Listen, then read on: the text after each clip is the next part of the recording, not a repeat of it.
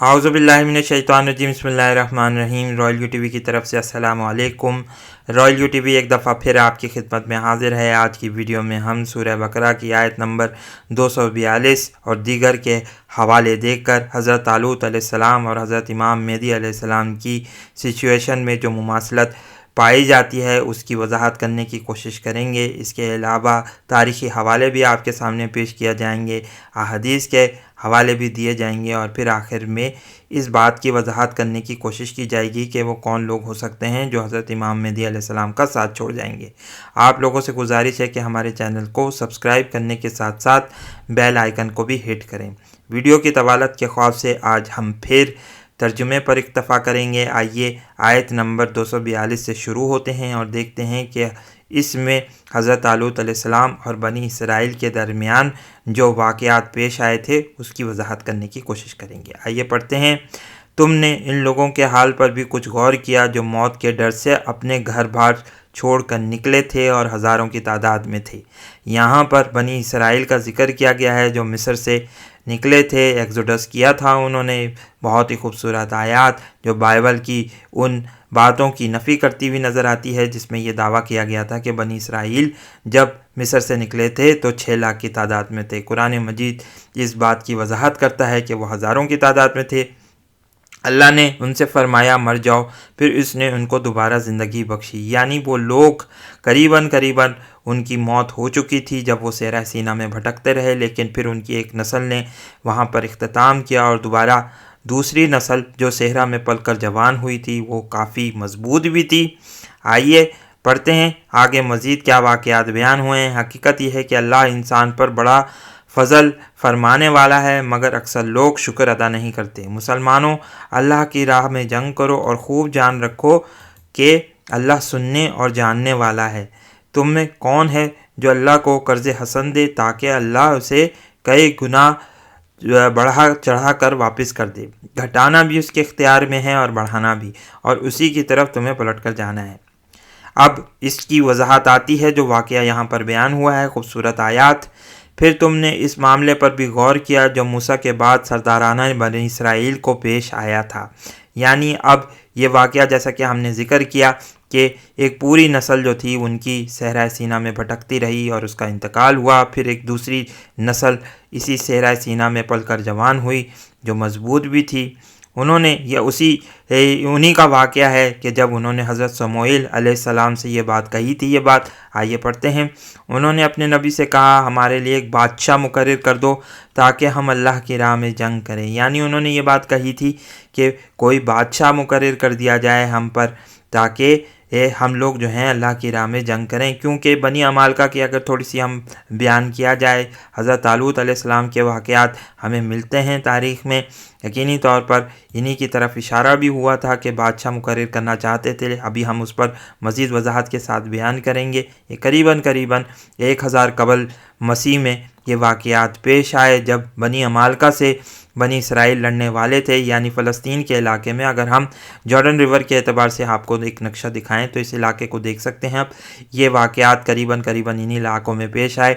कोशिश ये हो रही थी बनी इसराइल की कि इस इलाके को फ़लस्तीन के इलाके पर कब्ज़ा कर लिया जाए, फतहात हासिल कर ली जाए, लेकिन बहरहाल उनके पास इतनी जमीयत प्रोवाइडेड नहीं थी। इसीलिए उन्होंने हज़रत समूएल अलैहिस्सलाम से कहा कि कोई बादशाह मुकर्रर करें हमारे लिए।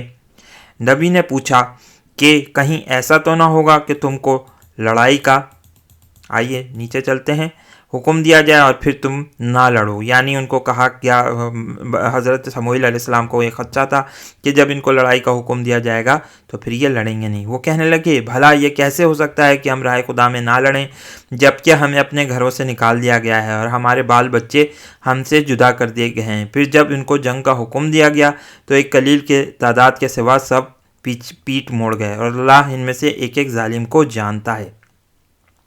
उनके नबी ने इनसे कहा कि अल्लाह ने तालूत को तुम्हारे लिए बादशाह मुकर्रर किया है।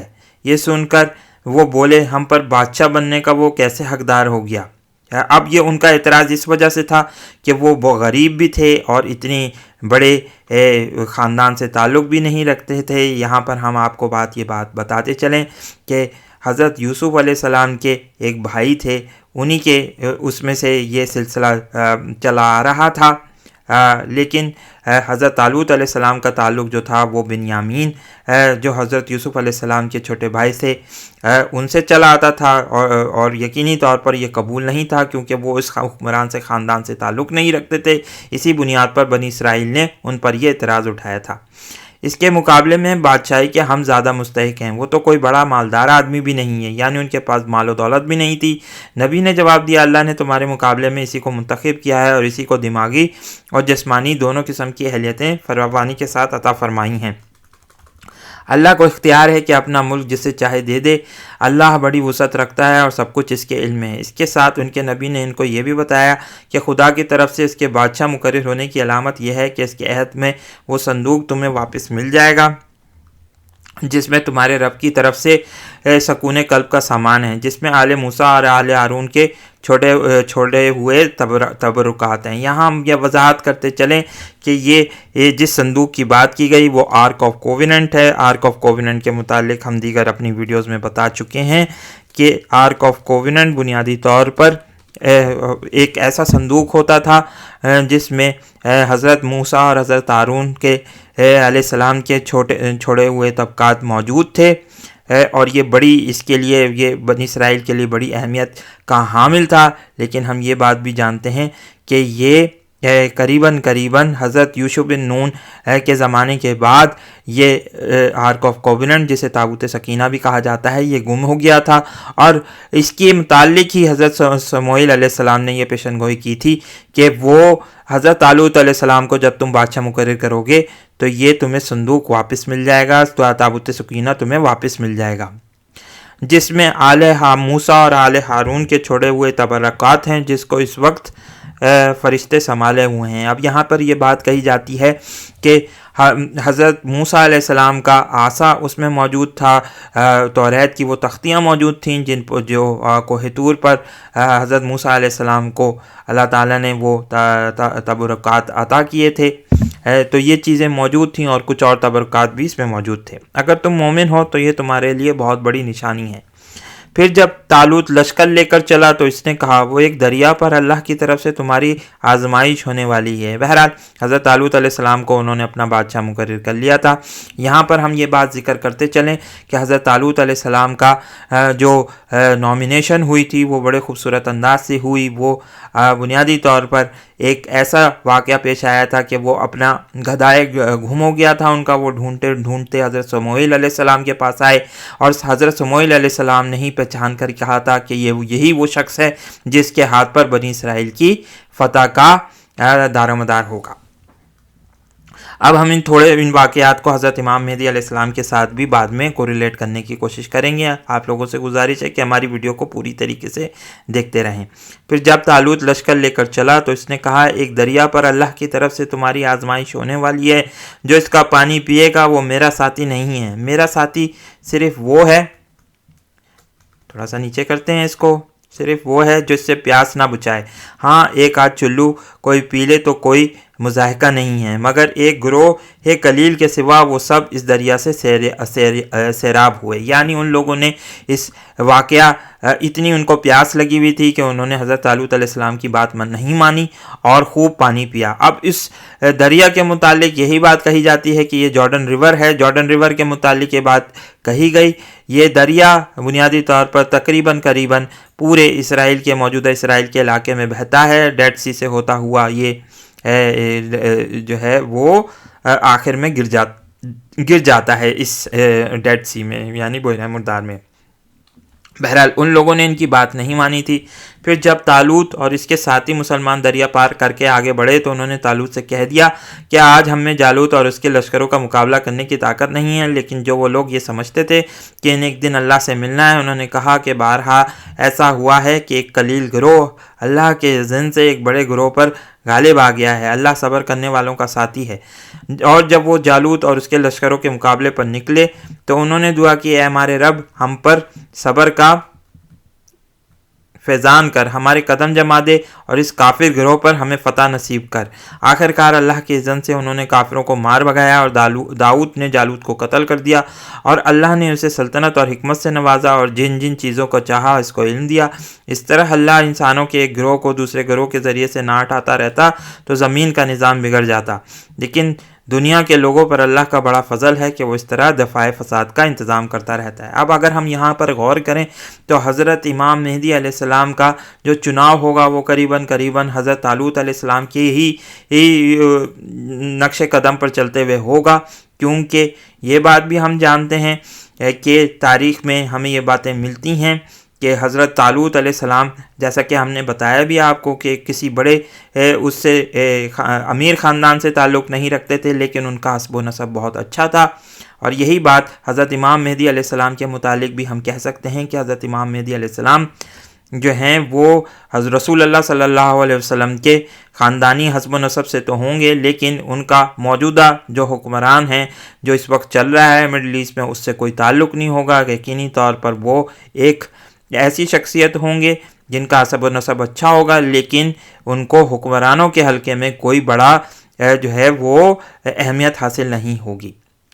یہ بات بھی احادیث میں ملتی ہے کہ ان کے ہاتھ پر قریباً اتنے ہی لوگ بیعت کریں گے جتنے کہ حضرت طالوت علیہ السلام کے ساتھ تھے، اور جن کی تعداد غزوہ بدر کے مجاہدین سے بھی ملتی ہے، یعنی تقریباً 313 لوگ ان کے ہاتھ پر بیعت کریں گے، اور یہی وہ تعداد ہے جنہوں نے حضرت طالوت علیہ السلام کے ساتھ دریائے اردن کو عبور کیا تھا، جیسا کہ ہم نے اس واقعے میں آپ کو پڑھ کے بھی سنایا۔ اس کے علاوہ ایک اور بھی ہم یہ مثال کہہ سکتے ہیں کہ دیگر احادیث میں ملتا ہے، آئیے ہم اس کو پڑھ کے آپ کو سناتے بھی ہیں۔ مشکوٰۃ شریف کی روایت ہے جس میں ہمیں یہ بات وضاحت ہوتی ہے کہ حضرت امام مہدی علیہ السلام کے معیت میں جو لشکر نکلے گا مدینہ سے، اس میں سے ایک بڑی تعداد مسلمانوں کی بھاگ بھی جائے گی۔ آئیے پڑھتے ہیں۔ حضرت ابو ہریرہ رضی اللہ تعالیٰ عنہ کہتے ہیں کہ رسول اللہ صلی اللہ علیہ وسلم نے فرمایا ہے، قیامت قائم ہونے سے پہلے رومی مقام اماک یا دابق میں آئیں گے، اور ان کے مقابلے پر مدینہ کا ایک لشکر جائے گا۔ یہ حدیث نمبر 5185 ہے، جس کو آپ مشکوٰۃ شریف والیوم 3 میں پڑھ سکتے ہیں۔ یعنی ان کے مقابلے پر مدینہ کا ایک لشکر نکلے گا، یہ حضرت امام مہدی علیہ السلام کی قیادت میں ہی لشکر نکلے گا، جس میں اس وقت کے بہترین لوگ ہوں گے۔ جب وہ لڑنے کے لیے سب باندھیں گے تو رومی ان سے کہیں گے، ہم ان لوگوں سے لڑنا چاہتے ہیں جو ہمارے لوگوں کو قید کر کے لے آئے ہیں، تم سے لڑنا نہیں چاہتے، ان لوگوں کو ہمارے مقابلے پر بھیج دو۔ یعنی کچھ لوگ ہوں گے جن کے مقابلے میں وہ لوگ آئے ہوں گے اور کچھ چاہتے ہوں گے کہ ان کو ان کے حوالے کر دیا جائے، لیکن بہرحال مسلمان اس بات کو مانیں گے نہیں اور کہیں گے کہ یہ ہمارے بھائی ہیں۔ آئیے ہم پڑھتے ہیں۔ مسلمان ان کے جواب میں کہیں گے، خدا کی قسم ہم ایسا نہیں کریں گے، ہم اپنے ان مسلمان بھائیوں کو تمہارے مقابلے میں نہ بھیجیں گے۔ پھر مسلمان رومیوں سے لڑیں گے اور ان میں سے 1/3 مسلمان رومیوں کے سامنے سے بھاگ جائیں گے۔ اب یہ حقیقت جو 1/3 مسلمانوں کی بات ہے، اگر ہم اس کو کوریلیٹ کر کے دیکھیں سورہ بقرہ کی ان آیات سے، تو ہمیں یہ بات صاف محسوس ہوتی ہے کہ وہاں پر بھی بنی اسرائیل کا ایک بڑا حصہ جو تھا وہ بھاگ گیا تھا، لیکن بنی اسرائیل کے کچھ لوگوں نے جہاد کیا تھا، ثابت قدم رہے تھے، اور یہ بات ہمیں یہاں بھی اس حدیث سے اس کی وضاحت ہوتی ہے۔